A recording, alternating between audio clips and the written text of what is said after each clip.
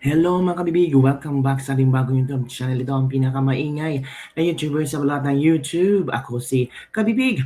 Merry Christmas everyone! Namamasko po.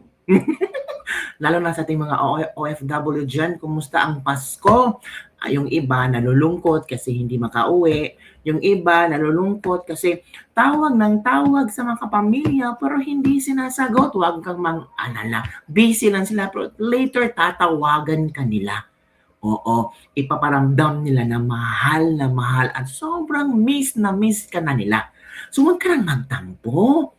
Enjoy mo lang ang buhay. Enjoy mo lang ang araw na ito. So eto na, habang nag-i-enjoy tayo sa Pasko, may mga tao ngayon na nasasaktan sa statement ni Star for All Season Vilma Santos, mga kabibig. Si Ate V, hindi naghahandahan ng kanyang bibig, ng kanyang dila. Grabe naman kung makapagsalita si Ate V, oo, si Madam Vilma Santos. Ang interpretasyon ng maraming netizen na nasa laylayan, mata pobre. Hala, mata pobre, mapaghimataas, felingera. Hindi alam kung saan, hindi man lang marunong tumingin kung saan nanggaling. Hindi man lang nanglilimos ng mga supporters ng kasikatan. Ngayong nakuha na kung ano ang gusto niya sa buhay, para yatang sumobra ang taas ng hangin sa utak. Uy, kayo naman, sobra kayo mapanglait kayo. Ate V, baka ma-misinterpret nyo lang ang statement ni Ate V. Baka sobrang nadala si Ate V sa kanyang emosyon na parang pinoprotektahan lang niya ang kanyang pamilya. Sobrang overprotective siya. Nakapagpalabas siya ng mga statement na hindi makaya-aya sa paningin, sa damdamin, at yung how the people absorb the info. Ito kasi ang nangyari, kabibig. Ito yung statement ni Ate V. Ano kaya ang statement, kabibig? Opo, ito ang statement ni Ate V, kabibig. Sabi ni Ate V, kaya nyo kami tinitira kasi nasa taas kami. At kaya kayo tumitira kasi nasa baba kayo, o nasa mababa kayo. You know, these people siguro kasi gusto nila nandun sila sa lugar mo and it's so unfortunate hindi na makaya. Hoy, as long as I know myself, I know my family, I know Ralph, okay na yun. Like, let it be. Ito pala yung statement ni Ate V, mga kabibig. Kaya, si Lorraine Buddy ay nagbigay ng komento. Sabi niya, unang-una sa lahat, kami ang tagapagsweldo sa inyo at kayo ay abang public service lamang. Servant kayo. Gets mo ba, Ate V? Oo nga, sabi ng isang netizen, Ate V, sinasahuran ka ng tao, taxpayers money, huwag kang sobrang mapagmataas kasi nasa taas kayo. What if, okay lang nasa taas kayo, pero nasa taas kayo, pera naman ng tao, ang pinapasahod sa inyo. O dapat, Ate V, marunong kang tumingin sa baba at tingnan mo kung bakit ka umangat. Sabi na isang netizen. Sabi pa ni Miss Lauren Badi, kami ang nasa itaas, kayo ang nasa baba. Ayusin mo yung utak mo sa tamang relasyon ng lingkod bayan at ang pinaglilingkuran nyo. Lalo pamilya nyo na ginagawang katasan ang gobyerno. Hala ka. Lalo yung asawa mong magnanakaw at addictus. Hala, talaga ba? Pangatlo, bakit ka parating titulo ng sine magsalita? Bukas luluhod ang mga tala at TV at kami naman ang nasa itaas kayo sa baba. Siya, pati ako nahawa. Ito naman ang komento ng ating mga netizen, mga kabibig. Grabe din ang komento ng ating mga netizen, ha?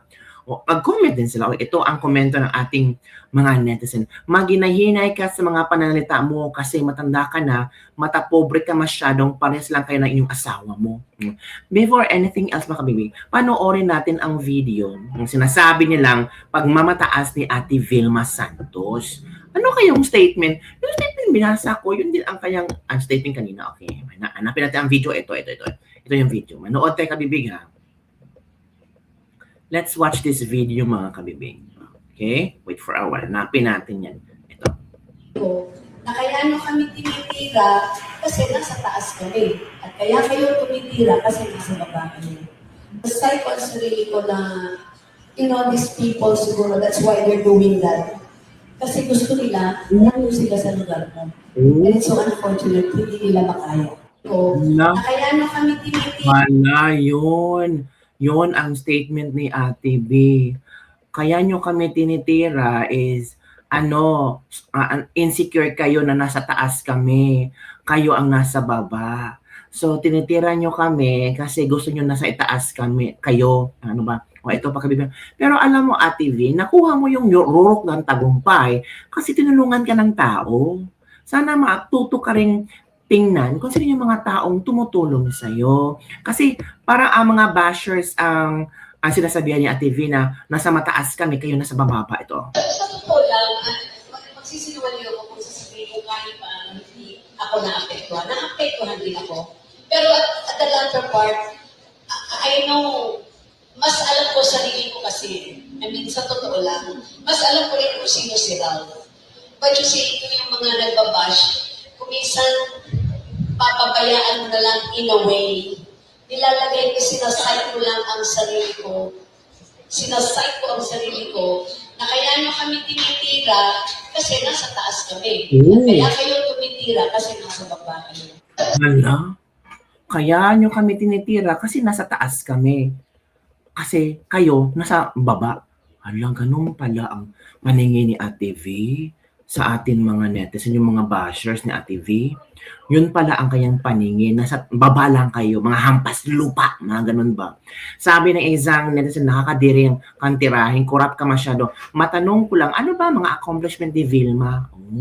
Magnanakaw na pamilya. Totoo bang sinabi ni Ate V ito? Disappointing. Lumabas na talaga ang totoong kulay ng mga kunwari malinis. Ito siguro ang purpose kaya nangyari ang mga bagay-bagay ngayon para mailantad na ang lahat ng corrupt at mapagpanggap. Tapos from there, saka na magkaroon totoong pagbabago.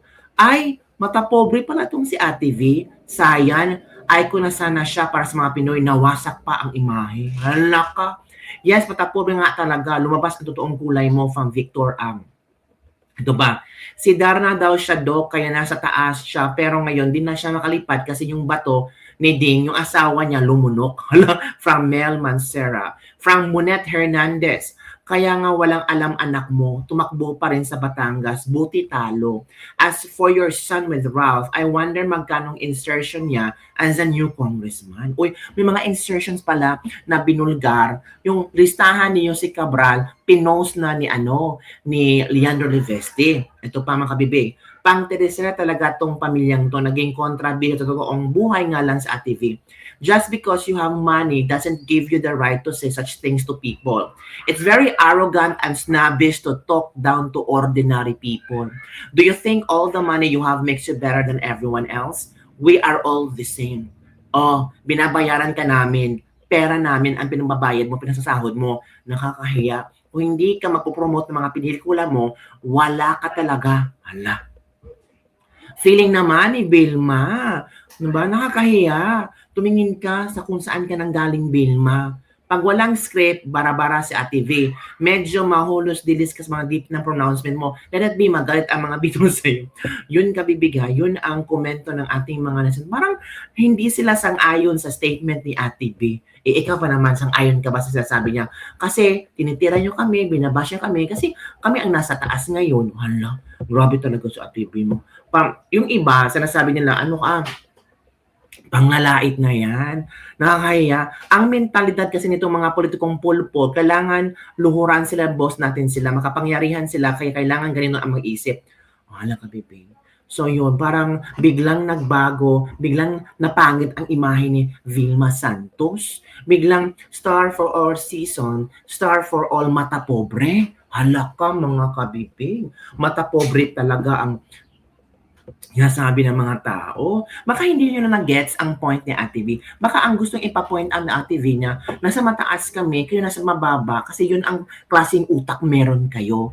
Yun kasi ang pundasyon ng yung pagka-basher, mababang aring klase ng tao ng pag-iisip.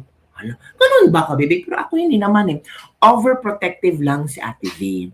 Gusto lang niyang protektahan ang kanyang pamilya, si Ralph Recto, knowing sinabi niya, alam ko ang sarili ko, alam ko ang aking pamilya, I know Ralph. So, with that statement kami, Big, alam mo talaga na pinoprotektahan niya ang kanyang pamilya.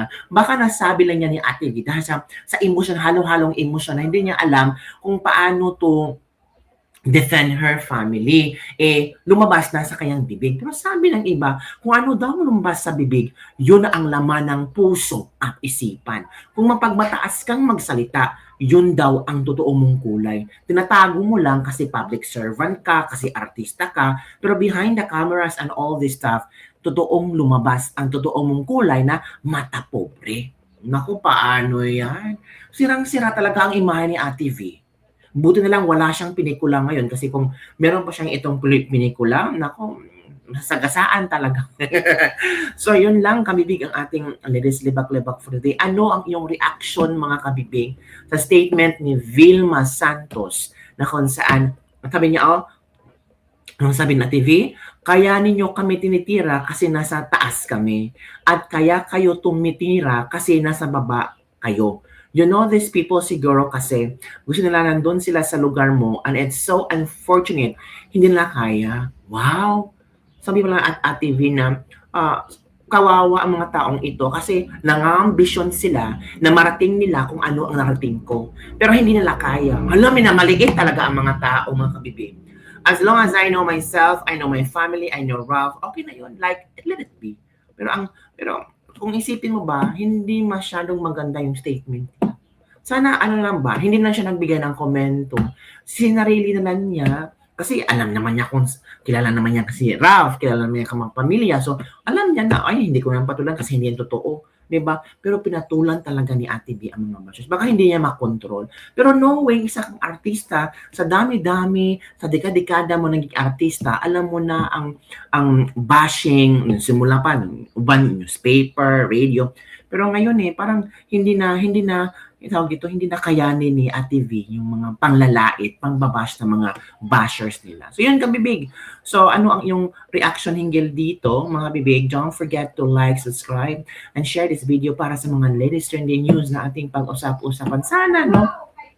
Ma-explain furthermore ni Ate V itong statement niya para yung iba na nadududa pa, yung iba na hindi naintindihan ang kanyang emosyon, later on, ma-realize nila ay Ate B is just overprotective. Or baka ay totoo, ito yung itong ugali na Ate B, pangit, mata pobre, o feelingera, kasi mataas na na-achieve ng buhay, o yung pagtingin sa mga tao na sila mga pobre, mga mahihina nila lang, mga walang utak, kaya mga bashers kayo, baka ganun. Kaya bahala mag-analyze ka, bibig. Don't forget to like, subscribe, and share this video. Bye everyone. See you next time.